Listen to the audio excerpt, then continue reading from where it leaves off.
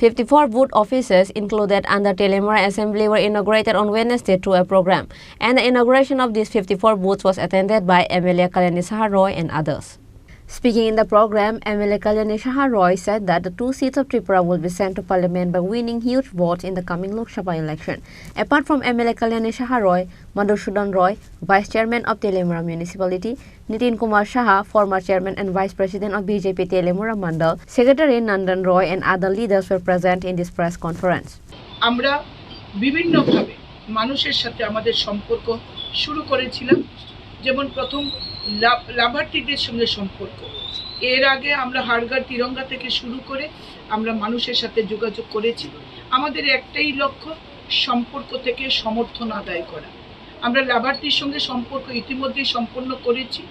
হাড়গাড় তিরঙ্গা যাত্রা যেমন করেছি, বিকশিত ভারত যাত্রা নিয়ে আমাদের সরকারি বিভিন্ন অনুষ্ঠানগুলি আমরা ইতিমধ্যেই সেরে নিয়েছি। এরপর আমাদের নির্বাচনী অফিস উদ্বোধন। আজকে আমরা তেলিয়ামুড়া মণ্ডলের পক্ষ থেকে 54টি বুথে একসাথে আমরা আজকে আমাদের নির্বাচনী কার্যালয় অর্থাৎ বুথ অফিস উদ্বোধন করেছি, এবং আমিও মণ্ডলের নেতৃত্বদের সাথে সাথে, আমাদের কাউন্সিলরদের সাথে সাথে, আমাদের পঞ্চায়েতের প্রধান মেম্বারদের সাথে সাথে বিভিন্ন বুথে বুথে গিয়ে মানুষকে সাক্ষী রেখে আমাদের নির্বাচনী কার্যালয় উদ্বোধন করেছি। আমরা মানুষকে বার্তা দিয়েছি যে ডেভেলপমেন্টই হলো ভারতীয় জনতা পার্টির মূল হাতিয়ার, মূল লক্ষ্য। সরকারি সুযোগ সুবিধাগুলো মানুষের ঘরে পৌঁছানো, এটাই হলো আমাদের লক্ষ্য। দেশের প্রধানমন্ত্রী নরেন্দ্র মোদী কোভিড ভ্যাকসিন দিয়ে সেটা মানুষকে বুঝিয়েছেন যে রাজনীতির জন্য রাজনীতি নয়, মানুষকে সাথে নিয়ে রাজনীতি।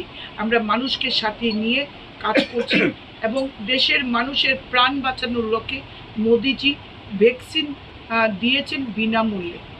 এবং 2019 থেকে আজ অবধি মাথাপিছু 5 কেজি চাল গরিব কল্যাণ অন্ন যোজনার মাধ্যমে প্রধানমন্ত্রী দেশের মানুষকে অন্ন দিয়ে যাচ্ছেন। আমরা আয়ুষ্মান ভারত নামে 5 লক্ষ টাকার ইন্স্যুরেন্স প্রত্যেক পরিবারের প্রত্যেক সদস্যের জন্য প্রধানমন্ত্রী দিয়েছে। Reported by Hiran Moy from Telemura, Chini Khorang.